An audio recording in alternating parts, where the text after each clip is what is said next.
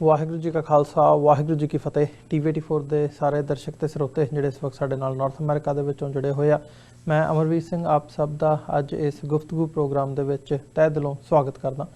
Viewers, ਅਸੀਂ ਪਿਛਲੇ ਦਿਨਾਂ ਦੇ ਵਿੱਚ ਦੇਖ ਰਹੇ ਹਾਂ ਜਿਹੜਾ ਭਾਰਤ ਦੇ ਵਿੱਚ ਖਾਸ ਤੌਰ ਤੇ ਦਿੱਲੀ ਦੇ ਵਿੱਚ ਜਿਹੜੀ ਹਿੰਸਾ ਹੋਈ ਹੈ ਉਸ ਦੇ ਬਾਬਤ ਜਿਹੜਾ ਮਾਹੌਲ ਬਣਿਆ ਹੋਇਆ ਉਸ ਨੂੰ ਮੁੱਖ ਰੱਖਦਿਆਂ ਹੋਇਆਂ ਇੰਟਰਨੈਸ਼ਨਲ ਮੀਡੀਆ ਦੇ ਵਿੱਚ ਵੀ ਤੇ ਜਿਹੜੇ ਬਾਹਰਲੇ ਮੁਲਕਾਂ ਦੀਆਂ ਸਰਕਾਰਾਂ ਹੈਗੀਆਂ ਨੇ ਉਹਨਾਂ ਵੱਲੋਂ ਵੀ ਜਿਹੜੀ ਭਾਰਤ ਸਰਕਾਰ ਦੀ ਕਾਰਗੁਜ਼ਾਰੀ ਹੈ ਉਹਦੇ ਤੇ ਸਵਾਲੀਆ ਨਿਸ਼ਾਨ ਲਾਇਆ ਜਾ ਰਿਹਾ ਹੈ, ਸਵਾਲੀਆ ਚਿੰਨ੍ਹ ਲਾਇਆ ਜਾ ਰਿਹਾ ਹੈ ਤੇ ਵੱਡੇ ਪੱਧਰ ਤੇ ਇਸ ਸਾਰੇ ਇਸ਼ੂ ਨੂੰ ਲੈ ਕੇ ਹਿੰਦੂਤਵਾ ਦਾ ਜਿਹੜਾ ਰਾਈਜ਼ ਹੈ ਤੇ ਭਾਰਤ ਦੇ ਵਿੱਚ ਘੱਟ ਗਿਣਤੀਆਂ ਦੀ ਜਿਹੜੀ ਇਸ ਵਕਤ ਹਾਲਾਤ ਬਣੇ ਹੋਏ ਆ ਉਸ ਦੇ ਉੱਤੇ ਚਿੰਤਾ ਜ਼ਾਹਰ ਕੀਤੀ ਜਾ ਰਹੀ ਹੈ। ਉਹ US ਦਾ ਸਟੇਟ ਡਿਪਾਰਟਮੈਂਟ ਹੋਵੇ, United States the commission on international religious freedom the report ਹੋਵੇ, ਉਹਨਾਂ ਦੇ ਬਿਆਨ ਹੋਣ, ਯੂਰਪ ਦੇ ਵਿੱਚ ਇੰਗਲੈਂਡ ਦੀ ਪਾਰਲੀਮੈਂਟ ਦੇ ਵਿੱਚ ਜਿਹੜਾ ਹੈ ਤਨਮਨਜੀਤ ਸਿੰਘ ਢੇਸੀ ਉਹਨਾਂ ਵੱਲੋਂ ਇਹ ਇਸ਼ੂ ਰੇਜ਼ ਕੀਤਾ ਜਾਂਦਾ ਹੈ ਤੇ ਜਿਹੜੀ ਸਾਰੀ ਪਾਰਲੀਮੈਂਟ ਹੈ ਉਹਦੇ ਮੈਂਬਰਸ ਜਿਹੜੇ ਨੇ ਭਾਰਤ ਨੂੰ ਕੰਡੈਮ ਕਰਦੇ ਆ। ਲਾਸਟ ਪਿਛਲੇ ਕੱਲ੍ਹ ਦੀ ਗੱਲ ਹੈਗੀ ਹੈ, ਈਰਾਨ ਦੇ ਖਮੀਨੀ ਵੱਲੋਂ ਡਾਇਰੈਕਟਲੀ ਇਹ ਗੱਲ ਕਹੀ ਗਈ ਹੈ ਕਿ ਤੁਸੀਂ ਜਿਹੜੀ ਹਿੰਦੂਤਵਾ ਦਾ ਰਾਈਜ਼ ਹੈ ਉਸ ਨੂੰ ਠੱਲੋ, ਰੋਕੋ, ਨਹੀਂ ਤੇ ਫਿਰ ਮੁਸਲਮਾਨ ਦੇਸ਼ ਇਕੱਠੇ ਹੋ ਕੇ ਤੁਹਾਡਾ ਬਾਈਕਾਟ ਤੱਕ ਦੀ ਜਿਹੜੀ ਉਹਨਾਂ ਨੇ ਇੱਕ ਹਿਸਾਬ ਨਾਲ ਜਿਹਨੂੰ ਧਮਕੀ ਕਿਹਾ ਜਾ ਸਕਦਾ ਉਹ ਦਿੱਤੀ ਹੈ। ਸੋ ਜਿਹੜਾ ਇਹ ਇੰਟਰਨੈਸ਼ਨਲ ਸਿਨੈਰੀਓ ਬਣ ਰਿਹਾ ਹੈ ਜਾਂ ਇੰਟਰਨੈਸ਼ਨਲੀ ਭਾਰਤ ਦੀ ਸਰਕਾਰ ਦੀ ਜਿਹੜੀ ਕਾਰਗੁਜ਼ਾਰੀ ਤੇ ਸਵਾਲੀਆ ਨਿਸ਼ਾਨ ਹੈ ਤੇ ਉਹਨਾਂ ਦੀਆਂ ਨੀਤੀਆਂ ਦਾ ਜਿਹੜਾ ਵਿਰੋਧ ਹੈ ਉਹ ਹੋ ਰਿਹਾ ਹੈ। ਇਹਦੇ ਵਿੱਚ ਹੁਣ ਕੈਨੇਡਾ ਦਾ ਨਾਮ ਵੀ ਜੁੜ ਗਿਆ। ਜਦੋਂ ਅਸੀਂ ਦੇਖਦੇ ਹਾਂ ਇਹ ਸਾਰੇ ਪਾਰਟ ਨੂੰ ਤੇ ਜਿਹੜੇ ਇੱਥੇ ਐਕਟਿਵਿਸਟ ਬੈਠੇ ਆ ਉਹ ਸਿੱਖ ਹੋਣ, ਮੁਸਲਮਾਨ ਹੋਣ, ਜਿਹੜੇ ਦਰਦ ਰੱਖਦੇ ਆ ਜਾਂ ਹਿਊਮਨ ਰਾਈਟਸ ਦੇ ਇਸ਼ੂ ਨੂੰ ਰੇਜ਼ ਕਰਦੇ ਆ, ਉਸੇ ਤਰਜ਼ ਦੇ ਉੱਤੇ ਕੈਨੇਡਾ ਦੇ ਵਿੱਚੋਂ ਵੀ ਗਵਰਨਮੈਂਟ ਤੱਕ, ਸਰਕਾਰ ਤੱਕ ਅਪਰੋਚ ਕੀਤੀ ਗਈ ਹੈ ਤੇ ਕੈਨੇਡਾ ਦੇ ਜਿਹੜੇ ਵਿਦੇਸ਼ ਮੰਤਰੀ ਨੇ ਫਰੈਂਕ ਫਿਲਿਪ ਸ਼ੈਂਪੇਨ ਉਹਨਾਂ ਤੱਕ ਪਹੁੰਚ ਕੀਤੀ ਗਈ ਹੈ ਤੇ ਅਕਾਲੀ ਦਲ ਅੰਮ੍ਰਿਤਸਰ ਵੱਲੋਂ ਉਹਨਾਂ ਨੂੰ ਜਿਹੜਾ ਹੈ ਡਾਇਰੈਕਟਲੀ ਅਪਰੋਚ ਕੀਤਾ ਗਿਆ ਸੀ ਤੇ ਉਹਨਾਂ ਦਾ ਰਿਸਪੌਂਸ ਆਇਆ ਕਿ ਉਹਨਾਂ ਨੇ ਭਾਰਤ ਦੇ ਵਿਦੇਸ਼ ਮੰਤਰੀ ਦੇ ਨਾਲ ਵਿਚਾਰ ਚਰਚਾ ਕੀਤੀ ਹੈ ਇਸ ਦੇ ਉੱਤੇ ਤੇ ਆਪਣੇ ਜਿਹੜੇ ਕੰਸਰਨ ਨੇ ਉਹ ਜ਼ਾਹਰ ਕੀਤੇ ਨੇ। ਉਹ ਭਾਵੇਂ ਦਿੱਲੀ ਦੇ ਵਿੱਚ ਹੋਣ ਵਾਲੀ ਹਿੰਸਾ ਹੋਵੇ, ਘੱਟ ਗਿਣਤੀਆਂ ਦੇ ਜਿਹੜੇ ਹਾਲਾਤ ਬਣੇ ਹੋਏ ਆ ਉਹਦੇ ਤੇ ਹੋਵੇ ਜਾਂ ਅਦਰਵਾਈਜ਼ ਸਿਟੀਜ਼ਨਸ਼ਿਪ ਅਮੈਂਡਮੈਂਟ ਐਕਟ ਜਿੱਥੋਂ ਇਹ ਸਾਰੀ ਗੱਲ ਜਿਹੜੀ ਰੀਸੈਂਟਲੀ ਸ਼ੁਰੂ ਹੋਈ ਹੈ ਤੇ ਉਸ ਬਾਬਤ ਅਸੀਂ ਅੱਜ ਵਿਚਾਰ ਚਰਚਾ ਕਰਾਂਗੇ। ਕੈਨੇਡਾ ਦੇ ਵਿੱਚੋਂ ਅਕਾਲੀ ਦਲ ਅੰਮ੍ਰਿਤਸਰ ਦੇ ਸੀਨੀਅਰ ਆਗੂ ਸਰਦਾਰ ਸੁਖਮਿੰਦਰ ਸਿੰਘ ਹੰਸਰਾ ਸਾਡੇ ਨਾਲ ਬਣੇ ਹੋਏ ਆ ਟੋਰਾਂਟੋ ਤੋਂ। ਆਓ ਉਹਨਾਂ ਨਾਲ ਮਿਲ ਕੇ ਅੱਜ ਦੀ ਇਸ ਵਿਚਾਰ ਚਰਚਾ ਦੀ ਸ਼ੁਰੂਆਤ ਕਰਦੇ ਹਾਂ। ਹੰਸਰਾ ਸਾਹਿਬ, ਤੁਹਾਡਾ ਸਵਾਗਤ ਹੈ ਜੀ। ਵਾਹਿਗੁਰੂ ਜੀ ਕਾ ਖਾਲਸਾ ਵਾਹਿਗੁਰੂ ਜੀ ਕਾ ਖਾਲਸਾ ਵਾਹਿਗੁਰੂ ਜੀ ਕੀ ਫਤਿਹ ਜੀ। ਹੰਸਰਾ ਸਾਹਿਬ, ਜਿਵੇਂ ਮੈਂ ਇੰਟਰੋਡਕਸ਼ਨ ਦੇ ਵਿੱਚ ਵੀ ਜ਼ਿਕਰ ਕੀਤਾ ਹੈ ਕਿ ਚਾਰ ਚੁਫੇਰਿਓਂ ਜਿੱਥੇ ਨਿੰਦਾ ਹੋ ਰਹੀ ਹੈ ਉੱਥੇ ਹੁਣ ਕੈਨੇਡਾ ਨੇ ਵੀ ਕੈਨੇਡਾ ਵੱਲੋਂ ਵੀ ਇਸ ਦਾ ਜ਼ਿਕਰ ਕੀਤਾ ਗਿਆ ਕਿ ਕੈਨੇਡਾ ਦੇ ਵਿਦੇਸ਼ ਮੰਤਰੀ ਨੇ ਭਾਰਤ ਦੇ ਵਿਦੇਸ਼ ਮੰਤਰੀ ਦੇ ਨਾਲ ਜਿਹੜੀ ਹੈ ਇਸ ਬਾਬਤ ਵਿਚਾਰ ਚਰਚਾ ਕੀਤੀ ਹੈ। ਕੀ ਡਿਟੇਲਸ ਨੇ ਇਹਦੀਆਂ? ਤੁਸੀਂ ਪ੍ਰੈਸ ਰਿਲੀਜ਼ ਉਹ ਕੀਤੀ ਹੈ, ਮੈਂ ਜਾਣਨਾ ਚਾਹੂੰਗਾ ਜ਼ਰੂਰ ਤੁਹਾਡੇ ਕੋਲੋਂ। ਹਾਂਜੀ, ਪਿਛਲੇ ਹਫ਼ਤੇ ਅਸੀਂ ਕੈਨੇਡਾ ਦੇ foreign affairs minister Philip champagne ਹੋਰਾਂ ਨੂੰ ਇੱਕ ਚਿੱਠੀ ਲਿਖ ਕੇ ਉਹਨਾਂ ਨੂੰ ਬੇਨਤੀ ਕੀਤੀ ਸੀ। ਖੈਰ, ਅਸੀਂ ਤਾਂ ਇਹ ਬੇਨਤੀ ਕੀਤੀ ਸੀ ਕਿ ਜਦ ਤੱਕ ਭਾਰਤ ਦੇ ਵਿੱਚ ਮੁਸਲਮਾਨਾਂ ਦੇ ਹਕੂਕ ਆ ਜਾਂ ਮੁਸਲਮਾਨਾਂ ਦੇ ਖਿਲਾਫ ਜੋ ਮਾਰਧਾੜ ਹੋ ਰਹੀ ਆ ਉਹ ਬੰਦ ਨਹੀਂ ਹੁੰਦੀ, ਜਦ ਤੱਕ CAA ਵਾਪਸ ਨਹੀਂ ਲਿਆ ਜਾਂਦਾ, ਸਿਟੀਜ਼ਨਸ਼ਿਪ ਅਮੈਂਡਮੈਂਟ ਬਿੱਲ, ਤੇ ਜਦ ਤੱਕ ਉੱਥੇ ਘੱਟ ਗਿਣਤੀਆਂ ਦੇ ਉੱਤੇ ਜ਼ੁਲਮ ਬੰਦ ਨਹੀਂ ਹੋ ਜਾਂਦੇ ਤਾਂ ਫਿਰ ਕਿਸੇ ਵੀ ਭਾਰਤੀ ਅਧਿਕਾਰੀ ਨੂੰ ਕੈਨੇਡਾ ਦੇ ਵਿੱਚ ਦਾਖਲ ਹੋਣ ਦੀ ਇਜਾਜ਼ਤ ਨਹੀਂ ਹੋਣੀ ਚਾਹੀਦੀ। ਇਹ ਸਾਡੀ ਮੰਗ ਸੀਗੀ। ਚਲੋ, ਅਸੀਂ ਤਾਂ ਆਪਣਾ ਇਸ ਮੰਗ ਦੇ ਜ਼ਰੀਏ ਜਿਹੜੀ ਡਿਸਅਪੁਆਇੰਟਮੈਂਟ ਹੈ, ਜੋ ਸਾਡੀ ਸੂਰਤ ਹਾਲਤ ਆ ਆਪਣੀ, ਜੋ ਉਹ ਬਿਆਨ ਕਰਨ ਦੀ ਕੋਸ਼ਿਸ਼ ਕੀਤੀ ਸੀ ਕਿ ਅਸੀਂ ਇਸ ਕਦਰ ਖਫਾ ਹੈਗੇ ਹਾਂ ਭਾਰਤ ਸਰਕਾਰ ਦੇ ਇਹਨਾਂ ਜ਼ੁਲਮਾਂ ਕਾਰਨ।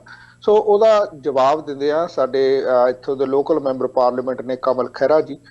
ਕਮਲ ਖਹਿਰਾ ਜਿਹੜੀ ਉਹ ਪਾਰਲੀਮੈਂਟਰੀ ਸੈਕਟਰੀ ਆ ਇੰਟਰਨੈਸ਼ਨਲ ਡਿਵੈਲਪਮੈਂਟ ਮੰਤਰੀ ਹੋਰਾਂ ਦੀ, ਤੇ ਉਹਨਾਂ ਨੇ ਆਪਣੀ ਜਿਹੜੀ ਜਵਾਬ ਆ ਉਹਦੇ ਵਿੱਚ ਕਿਹਾ ਕਿ ਇਸ ਇਸ਼ੂਜ਼ ਦੇ ਬਾਰੇ ਉਹ ਖੁਦ ਪ੍ਰਧਾਨ ਮੰਤਰੀ ਜਸਟਿਨ ਟਰੂਡੋ ਦੇ ਨਾਲ ਗੱਲ ਕਰ ਚੁੱਕੀ ਆ ਅਤੇ ਫੋਰਨ ਅਫੇਅਰਸ ਮਿਨਿਸਟਰ ਦੇ ਨਾਲ ਗੱਲ ਕਰ ਚੁੱਕੀ ਆ।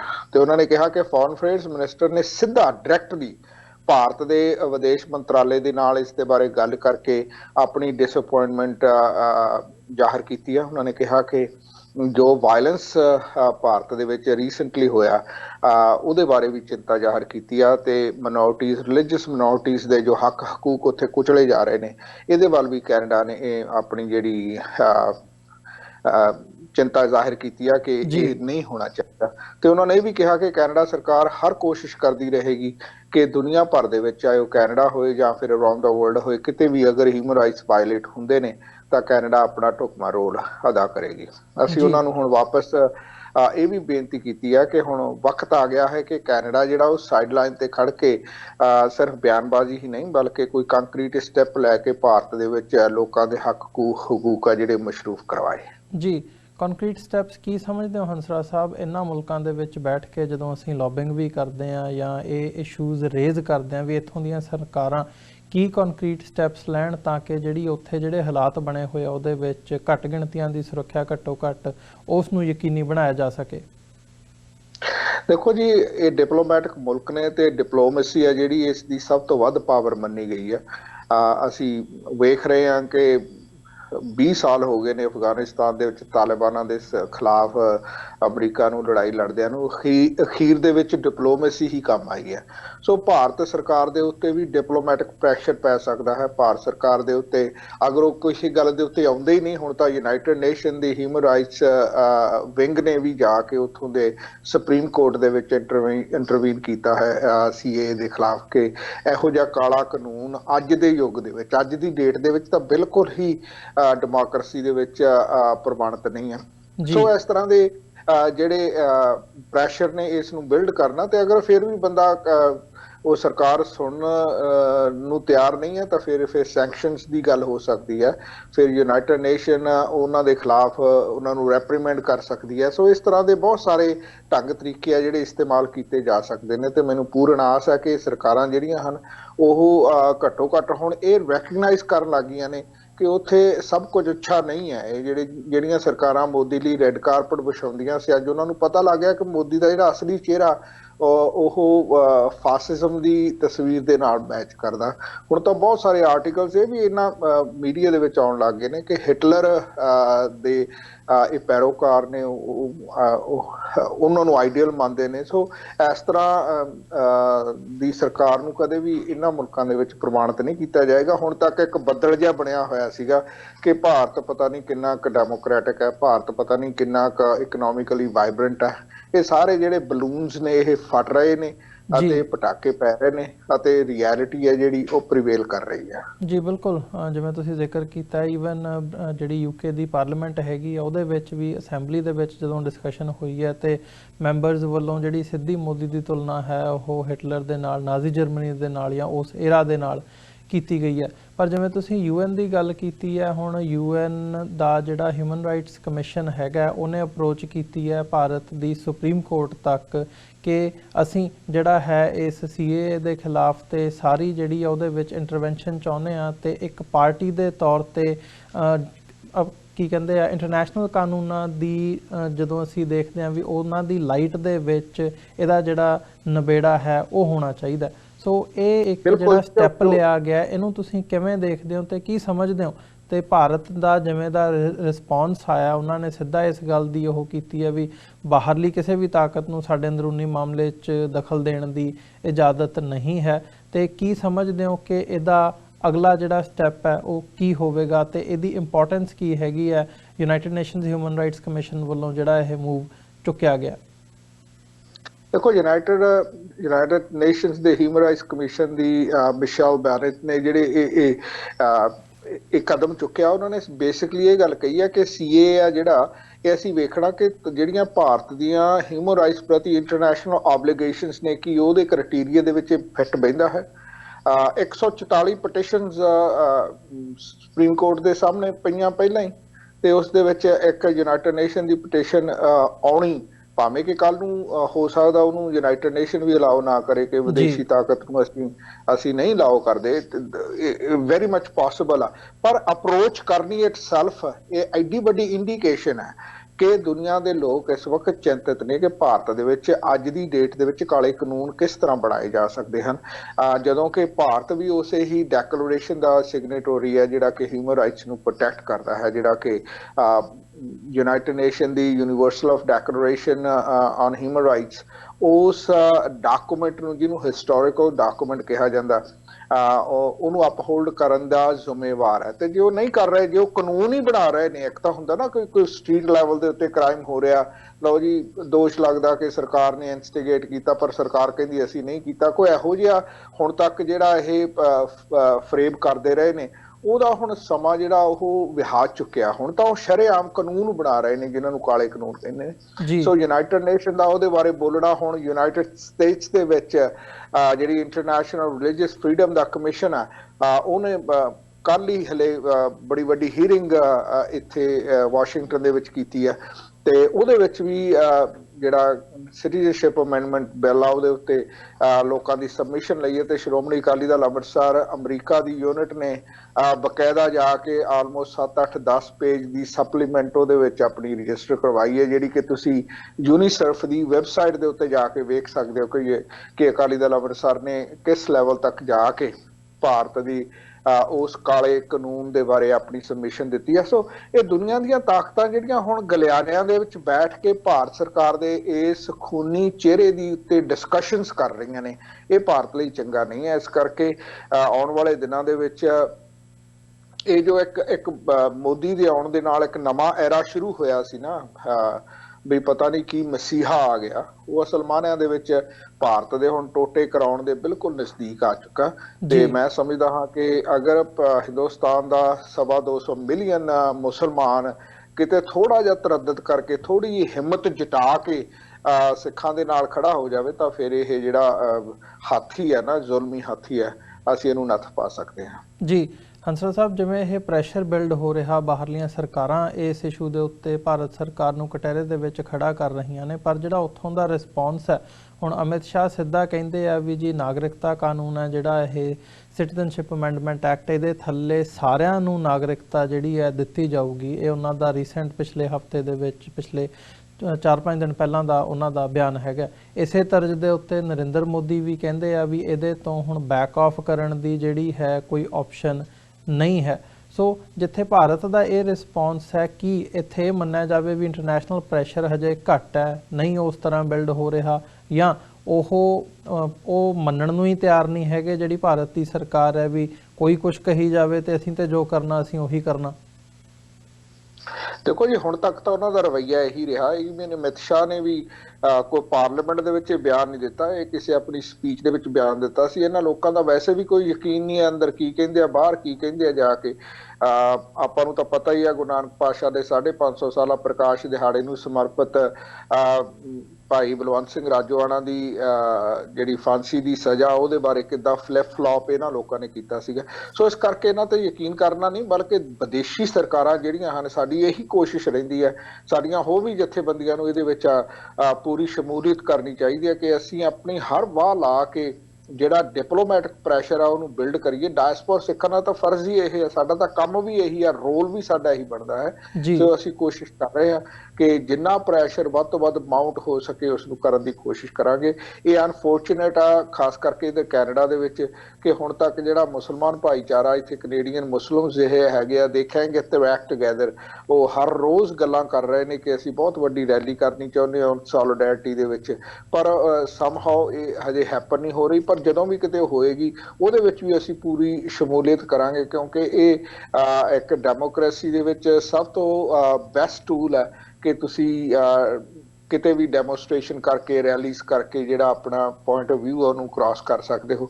ਸੋ ਹੁਣ ਤੱਕ ਲੈਟਰ ਰਾਈਟਿੰਗ, ਈਮੇਲਸ, ਇਤਾਦਿਕ ਟੈਲੀਫੋਨ ਕਾਲਸ, ਅਸੀਂ ਇਸ ਦੇ ਉੱਤੇ ਵਰਕ ਕਰ ਰਹੇ ਹਾਂ, ਪਰ ਆਉਣ ਵਾਲੇ ਸਮੇਂ ਦੇ ਵਿੱਚ ਇਹ ਰੈਲੀਜ਼ ਦਾ, ਡੈਮੋਸਟ੍ਰੇਸ਼ਨਸ ਦਾ ਰੂਪ ਵੀ ਧਾਰ ਕਰ ਲਏਗੀ। ਉਸ ਤੋਂ ਬਾਅਦ ਕਾਨਫਰੰਸਿਸ ਵੀ ਹੋਣਗੀਆਂ। ਪਰ ਜਦ ਤੱਕ ਭਾਰਤ ਸਰਕਾਰ ਇਸ ਕੱਲਾ ਇਹ ਅਮੈਂਡਮੈਂਟ ਐਕਚੁਅਲੀ ਅਮੈਂਡਮੈਂਟ ਐਕਟ ਦੀ ਹੀ ਗੱਲ ਨਹੀਂ ਹੈ, ਇਹ ਤਾਂ ਜੀ ਚਲੋ ਇੱਕ ਮੁੱਦਾ ਹੈ ਜਿਸ ਨੂੰ ਅਸੀਂ ਲੈ ਕੇ ਤੁਰ ਰਹੇ ਹਾਂ। ਹਸਲਮਾਨਾਂ ਦੇ ਵਿੱਚ ਉਸ ਮੁਲਕ ਦੀ ਜਿਹੜੀ ਉਸ ਬਹੁਮਤ ਦੀ ਜੋ ਸਾਈਕੀ ਹੈ ਉਹ ਹੀ ਇੰਨੀ ਖਤਰਨਾਕ ਹੋ ਚੁੱਕੀ ਹੈ।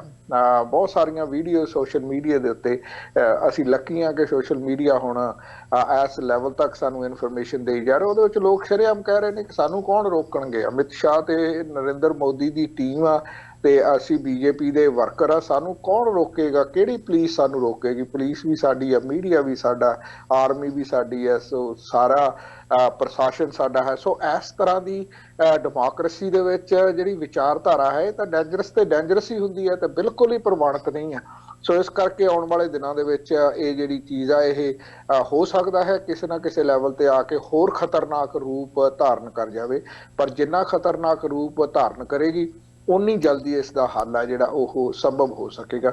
ਸੋ ਮੈਂ ਪੂਰਨ ਆਸ ਕਰਦਾ ਹਾਂ ਕਿ ਡਿਪਲੋਮੈਟਿਕ ਪ੍ਰੈਸ਼ਰ ਆ ਜਿਹੜਾ ਇਹਨੂੰ ਪੂਰਾ ਇਨਕਰੀਜ਼ ਕਰਨਾ ਚਾਹੀਦਾ ਹੈ। ਜੀ ਹੰਸਾ ਸਾਹਿਬ, ਇਸੇ ਦੇ ਨਾਲ ਜਿਹੜੀ ਗਰਾਊਂਡ ਲੈਵਲ ਤੇ ਸਥਿਤੀ ਬਣੀ ਹੋਈ ਹੈ ਉਸ ਬਾਬਤ ਵੀ ਗੱਲ ਕਰੀਏ ਤੇ ਉਹਦੇ ਵਿੱਚ ਹੁਣ ਜੇ ਦਿੱਲੀ ਦਾ ਦੇਖਣਾ ਹੋਵੇ ਤੇ ਜਿਸ ਹਿਸਾਬ ਨਾਲ ਜਿਹੜੀਆਂ ਮੌਤਾਂ ਨੇ ਦਰਜਨਾਂ ਦੇ ਵਿੱਚ ਹੋ ਚੁੱਕੀਆਂ ਨੇ, 400-500 ਦੇ ਕਰੀਬ ਗਿਣਤੀ ਆ ਰਹੀ ਹੈ ਕਿ ਜਿਹੜੇ ਜ਼ਖਮੀ ਹੈਗੇ ਆ ਉਹਨਾਂ ਨੂੰ ਹਾਲਾਂਕਿ ਦਿੱਲੀ ਦੀ ਕੇਜਰੀਵਾਲ ਸਰਕਾਰ ਵੱਲੋਂ ਕੰਪਨਸੇਸ਼ਨ ਦਿੱਤੀ ਜਾ ਰਹੀ ਹੈ, ਆਈਡੈਂਟੀਫਾਈ ਕੀਤਾ ਜਾ ਰਿਹਾ ਹੈ ਜਿਨ੍ਹਾਂ ਦਾ ਨੁਕਸਾਨ ਹੋਇਆ ਉਹਦੀ ਵੀ ਕੰਪਨਸੇਸ਼ਨ ਦਿੱਤੀ ਜਾ ਰਹੀ ਹੈ।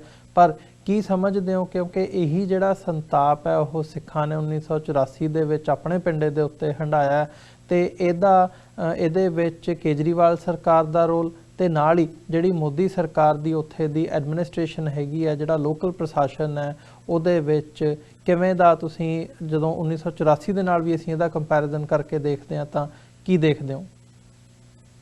ਬਿਲਕੁਲ ਜੀ, 1984 ਦਾ ਜੋ ਕਾਂਡ ਸੀਗਾ, ਕਿਉਂਕਿ ਅਸੀਂ ਉਹਨੂੰ ਫਰਸਟ ਹੈਂਡ ਸੋਸ਼ਲ ਮੀਡੀਆ ਉਦੋਂ ਹੈ ਨਹੀਂ ਸੀਗਾ, ਅਸੀਂ ਬਹੁਤ ਸਾਰਾ ਵੇਖ ਨਹੀਂ ਸਕੇ, ਪਰ ਕੁਝ ਸਾਡੇ ਸਾਹਮਣੇ ਉਦੋਂ ਦੀਆਂ ਚਰਿੱਤਰ ਤਸਵੀਰਾਂ ਜ਼ਰੂਰ ਆਈਆਂ ਨੇ।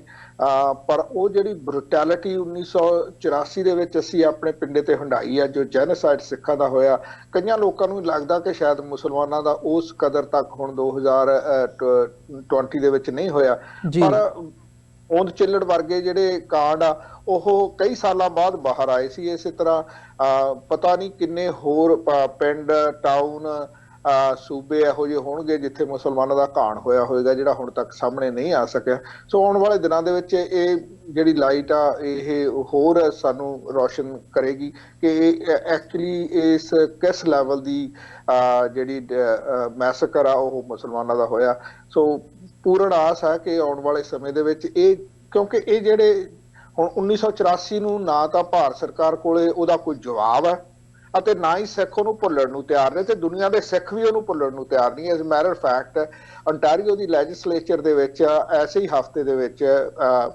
MPP ਗੁਰਰਤਨ ਸਿੰਘ ਨਵੰਬਰ ਦੇ ਪਹਿਲੇ ਹਫ਼ਤੇ ਨੂੰ ਸਿੱਖ ਜੈਨੋਸਾਈਡ ਰਿਮੈਂਬਰੈਂਸ ਵੀਕ ਦੇ ਤੌਰ ਦੇ ਉੱਤੇ ਮਨਾਉਣ ਦੀ ਘੋਸ਼ਣਾ ਕਰ ਰਹੇ ਨੇ ਅਗਰ ਉਹ ਸਾਡੀ ਲੈਜਿਸਲੇਟਰ ਪਾਸ ਕਰਦੀ ਹੈ। ਸੋ ਮੇਰਾ ਕਹਿਣ ਦਾ ਭਾਵ ਹੈ ਕਿ ਦੁਨੀਆ ਭਰ ਦੇ ਵਿੱਚ ਉਹਨੂੰ ਭੁੱਲਣ ਦੀ ਬਜਾਏ ਅਸੀਂ ਉਹਨੂੰ ਕਾਰਨਰ ਸਟੋਨ ਬਣਾ ਰਹੇ ਹਾਂ।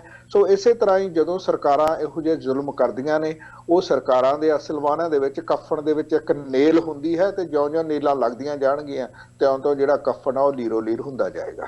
ਜੀ, ਇਹਦਾ ਸਮਾਜਿਕ ਤਾਣੇ ਬਾਣੇ ਤੇ ਜਿਹੜਾ ਇੰਪੈਕਟ ਹੈਗਾ ਜਾਂ ਸਮਾਜਿਕ ਤਾਣਾ ਬਾਣਾ ਕਿਵੇਂ ਬਦਲ ਰਿਹਾ ਪਿਛਲੇ ਸਾਰੇ ਮਹੀਨਿਆਂ ਦੇ ਵਿੱਚ, ਜਿਵੇਂ ਅਸੀਂ ਦੇਖਿਆ ਜਿਹੜੀ ਪੋਲਰਾਈਜੇਸ਼ਨ ਇਸ ਹੱਦ ਤੱਕ ਚੋਣ ਪ੍ਰਚਾਰ ਦੇ ਦੌਰਾਨ ਕੀਤੀ ਗਈ ਹੈ, ਜਿੱਥੇ ਇੱਕ ਪਾਸੇ ਮਾਨਸਿਕਤਾ ਦੇ ਵਿੱਚ ਤਬਦੀਲੀ ਹੁੰਦੀ ਨਜ਼ਰ ਆ ਰਹੀ ਹੈ, ਉੱਥੇ ਦੂਜੇ ਪਾਸੇ ਹੁਣ ਇਹ ਸਾਰੇ ਤੋਂ ਬਾਅਦ ਜਿਹੜਾ ਪੋਸਟ ਵਾਇਲੈਂਸ ਦਾ ਪੀਰੀਅਡ ਹੈ ਉਹਦੇ ਵਿੱਚ ਕਿਤੇ ਨਾ ਕਿਤੇ ਹਾਰਮਨੀ ਵੀ ਨਜ਼ਰ ਆਉਂਦੀ ਹੈ, ਜਿੱਥੇ ਸਿੱਖਾਂ ਨੇ ਗੁਰਦੁਆਰੇ ਖੋਲ੍ਹੇ ਆ ਪੀੜਤਾਂ ਦੇ ਲਈ, ਮੁਸਲਮਾਨਾਂ ਦੇ ਲਈ ਵੱਡੀ ਗਿਣਤੀ ਦੇ ਵਿੱਚ, ਉੱਥੇ ਉਹਨਾਂ ਦੀ ਮਦਦ ਦੇ ਲਈ ਵੀ ਜਿਹੜੀ ਹੈ ਉਹ ਚਾਰ ਚੁਫੇਰਿਓਂ ਅਪੀਲਸ ਦਾ ਸਿਲਸਿਲਾ ਦੇਖਣ ਨੂੰ ਮਿਲ ਰਿਹਾ ਹੈ। ਸੋ ਸਮਾਜਿਕ ਤਾਣੇ ਬਾਣੇ ਜਿਹੜੀ ਇਹ ਤਬਦੀਲੀ ਹੈ ਕਿਵੇਂ ਇਹਨੂੰ ਦੇਖਦੇ ਹੋ ਤੇ ਕੀ ਸਮਝਦੇ ਹੋ ਕਿ ਆਉਣ ਵਾਲਾ ਜਿਹੜਾ ਸਮਾਂ ਹੈ ਉਹ ਕੀ ਦੇਖਣ ਨੂੰ ਮਿਲ ਸਕਦਾ ਉਹਦੇ ਵਿੱਚ, ਜਾਂ ਕਿੱਧਰ ਨੂੰ ਜਾ ਰਹੀ ਹੈ ਗੱਲ? ਸਿੱਖਾਂ ਦਾ ਤਾਂ ਜੀ ਵਿਰਸਾ ਹੀ ਬਹੁਤ ਅਮੀਰ ਆ ਕਿ ਸਾਨੂੰ ਤਾਂ ਜੋ ਸਾਡੀ ਜੰਗਜੂ ਤਬੀਅਤ ਆ ਉਹ ਵੀ ਸਾਡੇ ਕੰਮ ਆਈ 1984 ਤੋਂ ਬਾਅਦ, ਤੇ ਜੋ ਸਾਡੀ ਸੇਵਾ ਭਾਵਨਾ ਦੀ, ਜੋ ਸਮਾਜਿਕ ਚੈਰਿਟੀ ਵਰਕ ਦੀ ਭਾਵਨਾ ਹੈਗੀ ਆ ਉਹ ਵੀ ਸਾਡੇ ਕੰਮ ਲਗਾਤਾਰ ਹੀ ਆ ਰਹੀ ਆ। ਜੋ ਖਾਲਸਾ ਏਡ ਵਰਗੀਆਂ ਜਥੇਬੰਦੀਆਂ ਨੇ ਅਰਾਊਂਡ ਦਾ ਵਰਲਡ ਕੀਤਾ ਉਹ ਸਿੱਖਾਂ ਦਾ ਨਾਂ ਵੱਡਾ ਕਰ ਰਹੇ ਆ। ਤੇ ਇਹ ਲੋਕ ਜਿਨ੍ਹਾਂ ਨੇ ਪਿਛਲੇ 17 ਸਾਲਾਂ ਦੇ ਵਿੱਚ ਮੁਸਲਮਾਨ ਤੇ ਸਿੱਖਾਂ ਦੇ ਦਰਮਿਆਨ ਇੱਕ ਨਫ਼ਰਤ ਦਾ ਬੀਜ ਬੀਜਿਆ ਸੀ, ਉਹ ਥੋੜੇ ਜਿਹੇ ਸਮੇਂ ਦੇ ਵਿੱਚ ਕਰਤਾਰਪੁਰ ਸਾਹਿਬ ਦੇ ਕੋਰੀਡੋਰ ਲਾਂਘੇ ਤੋਂ ਲੈ ਕੇ ਦਿੱਲੀ ਮੈਸਕਰ ਦੇ ਵਿੱਚ ਸਿੱਖਾਂ ਤੇ ਮੁਸਲਮਾਨਾਂ ਨੂੰ ਇੰਨਾ ਕੁ ਨਜ਼ਦੀਕ ਕਰ ਦਿੱਤਾ। ਸਾਡੇ ਉਸ ਗੁੱਡਵਿਲ ਨੇ ਮੈਂ ਸਮਝਦਾ ਹਾਂ ਕਿ ਇਹ ਆਪਣੇ ਆਪ ਦੇ ਵਿੱਚ ਗੁਰੂ ਦੀ ਕਲਾ ਵਰਤ ਰਹੀ ਹੈ ਕਿ ਸਾਨੂੰ ਗੁਰੂ ਸਾਹਿਬ ਨੇ ਜੋ ਆਪਣੇ ਵਿਰਸੇ ਦੇ ਵਿੱਚ ਸਾਨੂੰ ਦਿੱਤਾ ਸੀ ਉਹ ਸਾਡੇ 'ਚ ਐਮਬੈਡਡ ਹੈ। ਸਾਡਾ DNA ਹੀ ਇਸ ਤਰ੍ਹਾਂ ਦਾ ਹੈ ਕਿ ਅਸੀਂ ਮਜਲੂਮ ਦੀ ਖਾਤਰ ਖੜ ਜਾਂਦੇ ਹਾਂ, ਚਾਹੇ ਖਤਰਿਆਂ ਨਾਲ ਸਾਨੂੰ ਕਈ ਵਾਰ ਜੂਝਣਾ ਵੀ ਪੈ ਜਾਵੇ। ਜਿਸ ਤਰ੍ਹਾਂ ਇੱਕ ਬਜ਼ੁਰਗ ਤੇ ਉਹਦੇ ਬੇਟੇ ਨੇ 70-80 ਮੁਸਲਮਾਨਾਂ ਨੂੰ ਆਪਣੇ ਵਾਹਨਾਂ ਦੇ ਰਾਹੀਂ, ਆਪਣੀਆਂ ਮੋਟਰਸਾਈਕਲ ਤੇ ਸਕੂਟਰੀ ਦੇ ਰਾਹੀਂ ਉਸ ਖਤਰੇ ਵਾਲੇ ਥਾਂ ਤੋਂ ਕੱਢਿਆ। ਇਹ ਆਮ ਬੰਦਾ ਨਹੀਂ ਕਰ ਸਕਦਾ। ਆਮ ਬੰਦਾ ਕਿਉਂ ਕਰੇਗਾ? ਅਸੀਂ ਤਾਂ ਇਸ ਕਰਕੇ ਕਰਦੇ ਹਾਂ ਕਿਉਂਕਿ ਸਾਨੂੰ ਗੁਰੂ ਸਾਹਿਬ ਨੇ ਸਾਡੇ ਬਲੱਡ ਦੇ ਵਿੱਚ ਇਹ ਅੰਸ਼ ਆਪ ਪਾਏ ਹੋਏ ਆ। we are bound to do it। ਸੋ ਇਸ ਕਰਕੇ ਉਹ ਜਿਹੜੀਆਂ ਸਾਡੇ ਚੰਗੇ ਗੁਣ ਨੇ, ਜੋ ਦੈਵੀ ਗੁਣ ਨੇ, ਜੋ ਸਾਨੂੰ ਆਪਣੇ ਵਿਰਸੇ ਵਿੱਚੋਂ ਮਿਲੇ ਨੇ, ਉਹ ਸਾਡੇ ਕੰਮ ਆ ਰਹੇ ਨੇ। ਅਤੇ ਸਾਨੂੰ ਜਿਸ ਸਰਕਾਰ ਨੇ ਪਤਾ ਨਹੀਂ ਕਿੰਨੇ ਅਰਬਾਂ ਖਰਬਾਂ ਕਰੋੜਾਂ ਰੁਪਈਏ ਖਰਚੇ ਆ ਸਾਨੂੰ ਅੱਤਵਾਦੀ ਘੋਸ਼ਿਤ ਕਰਾਉਣ ਦੇ ਵਿੱਚ, ਉਹ ਸਾਡੇ ਜਿਹੜੇ ਉਸ ਤਰ੍ਹਾਂ ਦੇ ਗਲਤ ਲੱਛਣ ਸਾਡੇ ਨਾਵਾਂ ਦੇ ਨਾਲ ਜੋੜੇ ਹੋਏ ਸੀ, ਉਹ ਸਾਰੇ ਵਾਸ਼ ਅਵੇ ਹੋ ਰਹੇ ਨੇ। ਕਿਉਂਕਿ ਸਾਨੂੰ ਜੋ ਗੁਰੂ ਸਾਹਿਬ ਨੇ ਇਹ ਦੈਵੀ ਗੁਣ ਬਖਸ਼ੇ ਨੇ, ਉਹ ਜਦੋਂ ਵੀ ਅਸੀਂ ਪ੍ਰੈਕਟੀਕਲ ਰੂਪ ਦੇ ਵਿੱਚ ਸਾਹਮਣੇ ਲਿਆਉਂਦੇ ਆ ਤਾਂ ਦੁਨੀਆ ਦੇ ਲੋਕ ਆ ਜਿਹੜੇ ਉਹ ਆਸ਼ਿਸ਼ ਕਰ ਉੱਠਦੇ ਆ। ਅੱਜ ਵੀ ਇਹੀ ਗੱਲ ਆ, ਬਹੁਤ ਸਾਰੇ ਮੁਸਲਮਾਨ ਪਰਿਵਾਰ ਆ ਜਿਹੜੇ ਉਹ ਸਿੱਖਾਂ ਦੇ ਗੁਣ ਗਾਉਂਦੇ ਥੱਕਦੇ ਨਹੀਂ, ਕਿਉਂਕਿ ਬਚਾਇਆ ਹੀ ਉਹਨਾਂ ਨੂੰ ਸਿੱਖਾਂ ਨੇ ਹੈ। ਸੋ ਇਸ ਕਰਕੇ ਗੁਰੂ ਪਾਤਸ਼ਾਹ ਮਿਹਰ ਕਰਨ ਕਿ ਸਾਡੀ ਜਿਹੜੀ ਇਹ ਪ੍ਰਵਿਰਤੀ ਆ ਇਹ ਹਮੇਸ਼ਾ ਮਜ਼ਬੂਤੀ ਵੱਲ ਵੱਧਦੀ ਰਹੇ ਅਤੇ ਸਾਨੂੰ ਮਨੁੱਖਤਾ ਦੀ ਜਿਹੜੀ ਸੇਵਾ ਕਰਨੀ ਆ, ਸਰਬੱਤ ਦਾ ਭਲਾ ਜਦੋਂ ਤੁਸੀਂ ਮੰਗਦੇ ਹੋ ਤਾਂ ਫਿਰ ਸਰਬੱਤ ਦੇ ਭਲੇ ਵਿੱਚ ਤਾਂ ਸਾਰੇ ਹੀ ਆ ਜਾਂਦੇ ਹਨ ਨਾ। ਸੋ ਦਿੱਲੀ ਦੇ ਮੁਸਲਮਾਨ ਵੀ ਸਰਬੱਤ ਦੇ ਭਲੇ ਵਿੱਚ ਆਏ ਸੀ। ਸੋ ਇਸ ਮੈਂ ਸਮਝਦਾ ਕਿ ਸਾਰਾ ਕ੍ਰੈਡਿਟ ਆ ਜਿਹੜਾ ਇਹ ਸਾਡੇ ਗੁਰੂ ਸਾਹਿਬਾਨਾਂ ਨੂੰ ਜਾਂਦਾ। ਅਸੀਂ ਇਹ ਰੈੱਡ ਕਰਾਸ ਬਣਾ ਕੇ ਦੁਨੀਆ ਦੇ ਲੋਕ ਬੜੇ ਖੁਸ਼ ਨੇ, ਪਰ ਸਾਡੀ ਰੈੱਡ ਕਰਾਸ ਤਾਂ ਭਾਈ ਕਨ੍ਹਈਆ ਸਾਹਿਬ ਤੋਂ ਚੱਲੀ ਹੋਈ ਹੈ। ਅਸੀਂ ਤਾਂ ਬਹੁਤ ਪੁਰਾਣੇ ਇਸ ਕੰਮ ਦੇ ਵਿੱਚ ਸਾਨੂੰ ਤਾਂ ਗੁਰੂ ਸਾਹਿਬ ਨੇ ਸ਼ਾਮਲ ਕੀਤਾ ਹੋਇਆ ਜੀ। ਤੇ ਪਰ ਜਿਵੇਂ ਮੈਂ ਦੂਜੇ ਪਾਸੇ ਵੀ ਥੋੜਾ ਜਿਹਾ ਦੇਖਦਾ ਇਹ ਸਾਰੇ ਪਾਰਟ ਨੂੰ, ਕੀ ਸਮਝਦੇ ਹੋ ਕਿ ਜਿਹੜੀ ਪੋਲਰਾਈਜੇਸ਼ਨ ਸਮਾਜ ਦੇ ਵਿੱਚ ਇਸ ਵਕਤ ਬਣਾ ਦਿੱਤੀ ਗਈ ਹੈ, ਜਿਹੜੀ ਐਗਜ਼ਿਸਟ ਕਰਦੀ ਹੈ ਇਸ ਵਕਤ, ਉਹਦੇ ਤੋਂ is there a coming back from that? ਕੀ ਉਹਦੇ ਤੋਂ ਮੋੜਾ ਜਿਹੜਾ ਹੈ ਪਾਇਆ ਜਾ ਸਕਦਾ ਹੈ ਆਉਣ ਵਾਲੇ ਸਮੇਂ ਦੇ ਵਿੱਚ, ਜਾਂ ਉਹ ਵੱਧ ਤੋਂ ਬੱਤਰ ਹੁੰਦੀ ਜਾਊਗੀ? ਡੈਮੋਕ੍ਰੇਸੀ ਦੇ ਲਈ ਪੋਲਰਾਈਜੇਸ਼ਨ ਆ ਜਿਹੜੀ ਸਭ ਤੋਂ ਖਤਰਨਾਕ ਰੁਝਾਨ ਹੈ। ਸੋ ਮੈਨੂੰ ਕਿਉਂਕਿ ਮੈਂ ਕੋਈ ਐਡਾ ਵੱਡਾ ਫਿਲਾਸਫਰ ਨਹੀਂ ਹੈ, ਇਸ ਕਰਕੇ ਮੈਂ ਇਹਦਾ ਫਿਲੋਸੋਫੀਕਲ ਪੱਖ ਤਾਂ ਨਹੀਂ ਦੱਸ ਸਕਦਾ, ਪਰ ਮੈਂ ਇਮੋਸ਼ਨਲ ਪੱਖ ਦੱਸ ਸਕਦਾ ਕਿ ਜਦੋਂ ਤੁਸੀਂ ਲੋਕਾਂ ਨੂੰ ਪੋਲਰਾਈਜ਼ ਕਰਦੇ ਹੋ, ਜਦੋਂ ਤੁਸੀਂ ਲੋਕਾਂ ਨੂੰ ਉਹਨਾਂ ਦੇ ਧਰਮ ਵਰਗ ਉਹਦੇ ਆਧਾਰ ਤੇ ਵੰਡਣ ਦੀ ਕੋਸ਼ਿਸ਼ ਕਰਦੇ ਹੋ, ਬਲਕਿ ਗੁਣਾਂ ਤੇ ਵੰਡਣ ਦੀ ਕੋਸ਼ਿਸ਼ ਨਹੀਂ ਕਰਦੇ, ਤਾਂ ਫਿਰ ਜਿਹੜੀ ਡੈਮੋਕ੍ਰੇਸੀ ਹੈ ਸਭ ਤੋਂ ਵੱਧ ਨੁਕਸਾਨ ਡੈਮੋਕ੍ਰੇਸੀ ਦਾ ਹੁੰਦਾ। ਵੈਸੇ ਭਾਰਤ ਦੀ BJP ਪਾਰਟੀ ਹੋਏ ਜਾਂ ਕਾਂਗਰਸ ਹੋਏ ਜਾਂ ਹੁਣ ਆਮ ਆਦਮੀ ਪਾਰਟੀ ਜਿਸ ਦਾ ਤੁਸੀਂ ਜ਼ਿਕਰ ਕੀਤਾ, ਇਹ ਸਾਰੇ ਹੀ ਜਿਹੜੇ ਅਸਲਮਾਨਾਂ ਦੇ ਵਿੱਚ ਡੈਮੋਕ੍ਰੇਸੀ ਦਾ ਤਾਂ ਇੱਕ ਡਰਾਮਾ ਰਚ ਰਹੇ ਨੇ। ਇਹ ਡੈਮੋਕ੍ਰੇਸੀ ਨੂੰ ਦੇ ਵਿੱਚ ਤਾਂ ਇਹ ਬਿਲਕੁਲ ਫਿੱਟ ਹੀ ਨਹੀਂ ਬਹਿੰਦੇ, ਜਾਂ ਇਹਨਾਂ ਦੀ ਸੋਚ ਫਿੱਟ ਹੀ ਨਹੀਂ ਬਹਿੰਦੀ। ਇਹ ਤਾਂ ਅਸਲਮਾਨਾਂ ਦੇ ਵਿੱਚ ਇੱਕ ਸੈਕੂਲਰ ਸੁਸਾਇਟੀ ਨੂੰ ਵਰਤ ਕੇ ਆਪਦਾ ਉੱਲੂ ਸਿੱਧਾ ਕਰਨਾ ਚਾਹੁੰਦੇ ਨੇ। ਇਹੋ ਜਿਹਾ ਪੋਲੀਟੀਕਲ ਜਿਹੜਾ ਗੋਲ ਆ, ਜਿਹੜਾ ਮਿਸ਼ਨ ਹੈ, ਇਹਨਾਂ ਨੇ ਹਿੰਦੂਤਵਾ ਪਾਲਿਸੀ ਦੇ ਅਧੀਨ ਅਡਾਪਟ ਕੀਤਾ ਹੋਇਆ ਤੇ ਉਹਨੂੰ ਅਚੀਵ ਕਰ ਰਹੇ ਨੇ। ਸੋ ਹਿੰਦੂਤਵਾ ਜਿਹੜੀ ਪਾਲਿਸੀ ਆ, ਹਿੰਦੂ ਰਾਸ਼ਟਰ ਬਣਾਉਣ ਦੀ ਪਾਲਿਸੀ ਆ, ਇਹ ਡੈਮੋਕ੍ਰੇਸੀ ਦੇ ਲੱਛਣ ਨਹੀਂ ਹੈ, ਜਾਂ ਡੈਮੋਕ੍ਰੇਸੀ ਦੀ ਕਿਤਾਬ ਦੇ ਵਿੱਚ ਇਹ ਦਰਜ ਹੀ ਨਹੀਂ ਹੈ। ਇਹ ਤਾਂ ਤੇ ਉਲਟ ਦੀ ਗੱਲ ਹੈ, ਡੈਮੋਕ੍ਰੇਸੀ ਦੀ ਆਪੋਜੀਸ਼ਨ ਦੀ ਗੱਲ ਹੈ। ਸੋ ਉਸ ਗੱਲ ਨੂੰ ਹੁਣ ਦੁਨੀਆ ਦੇ ਲੋਕ ਸਮਝ ਰਹੇ ਨੇ, ਖਾਸ ਕਰਕੇ ਵੈਸਟਰਨ ਵਰਲਡ ਆ ਜਿਹੜਾ ਸਮਝ ਰਿਹਾ। ਤੇ ਠੀਕ ਆ, ਅੱਜ ਇਕਾਨਮੀ ਦੇ ਨਾਂ ਦੇ ਉੱਤੇ ਬਹੁਤ ਸਾਰੀਆਂ ਗੱਲਾਂ ਜਿਹੜੀਆਂ ਹਨ ਉਹ ਤੁਹਾਡੇ ਅਮਰੀਕਾ ਦੀ ਸਰਕਾਰ ਵੀ, ਕਈ ਵਾਰ ਕੈਨੇਡਾ ਵਾਲੇ ਵੀ ਜਾਂ ਬ੍ਰਿਟਿਸ਼ ਵਾਲੇ ਵੀ ਕਈ ਵਾਰ ਉਹ ਮੰਡੀ ਨੂੰ ਦੇਖ ਕੇ ਬਹੁਤ ਸਾਰੀਆਂ ਜਿਹੜੀਆਂ ਗੱਲਾਂ ਨੇ ਉਹਨਾਂ ਨੂੰ ਨਜ਼ਰਅੰਦਾਜ਼ ਕਰ ਜਾਂਦੇ ਨੇ। ਪਰ ਹੁਣ ਜਿਸ ਲੈਵਲ ਤੱਕ ਹੁਣ ਭਾਰਤ ਸਰਕਾਰ ਨੇ ਬੇਹੂਦਗੀ ਸ਼ੁਰੂ ਕੀਤੀ ਹੋਈ ਹੈ, ਮੈਨੂੰ ਨਹੀਂ ਲੱਗਦਾ ਕਿ ਦੁਨੀਆ ਦੇ ਲੋਕ ਹੁਣ ਇਹਨੂੰ ਬਾਹਰ ਚਲੇ ਇਗਨੋਰ ਕਰ ਸਕਣਗੇ। ਇਹਨਾਂ ਨੂੰ ਇੱਕ ਦਿਨ ਇਹਨਾਂ ਦੇ ਪੈਰਾਂ ਦੇ ਹੇਠਾਂ ਦੀ ਜਿਹੜੀ ਸਾਫਾ ਵਿਛਾਈ ਹੋਈ ਹੈ ਇਹਨਾਂ ਨੇ, ਰੈੱਡ ਕਾਰਪਟ, ਉਹ ਇਹਨਾਂ ਨੂੰ ਖਿੱਚਣੀ ਪਏਗੀ। ਜੀ ਬਿਲਕੁਲ ਹੰਸਾ ਸਾਹਿਬ, ਤੁਹਾਡਾ ਬਹੁਤ ਬਹੁਤ ਧੰਨਵਾਦ। ਤੁਸੀਂ ਆਪਣਾ ਸਮਾਂ ਕੱਢਿਆ ਤੇ ਸਾਡੇ ਨਾਲ ਵਿਚਾਰਾਂ ਦੀ ਸਾਂਝ ਪਾਈ ਹੈ।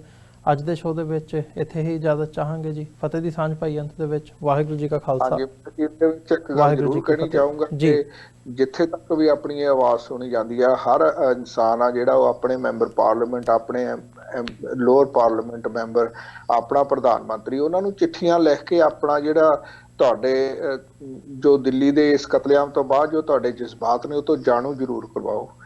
ਬਹੁਤ ਸਾਰਾ ਜਿਹੜਾ ਇਨਫੋਰਮੇਸ਼ਨ ਆ ਉਹ ਮੀਡੀਆ ਦੇ ਵਿੱਚ ਅਵੇਲੇਬਲ ਆ, ਉਹ ਹਾਸਲ ਕਰਕੇ ਜ਼ਰੂਰ ਇਹਨਾਂ ਸਰਕਾਰੀ ਗਲਿਆਰਿਆਂ ਦੇ ਵਿੱਚ ਆਪਣੀ ਗੱਲ ਪਹੁੰਚਦੀ ਕਰੋ। ਇੱਕ ਦਿਨ ਤਬਦੀਲੀ ਜ਼ਰੂਰ ਆਏਗੀ ਜੀ। ਬਹੁਤ ਬਹੁਤ ਧੰਨਵਾਦ। ਵਾਹਿਗੁਰੂ ਜੀ ਕਾ ਖਾਲਸਾ, ਵਾਹਿਗੁਰੂ ਜੀ ਕੀ ਫਤਿਹ ਜੀ।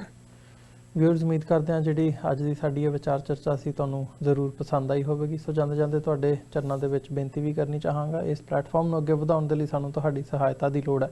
TV84 ਨੂੰ ਡੋਨੇਟ ਕਰਨ ਦੇ ਲਈ ਤੁਸੀਂ ਸਾਡੀ ਵੈਬਸਾਈਟ www.tv84.tv ਤੇ ਜਾ ਕੇ ਸਾਨੂੰ ਡੋਨੇਟ ਕਰ ਸਕਦੇ ਹੋ ਤੇ ਮੰਥਲੀ ਡੋਨੇਸ਼ਨਸ ਦੇ ਲਈ ਪਲੇਜ ਵੀ ਕਰ ਸਕਦੇ ਹੋ।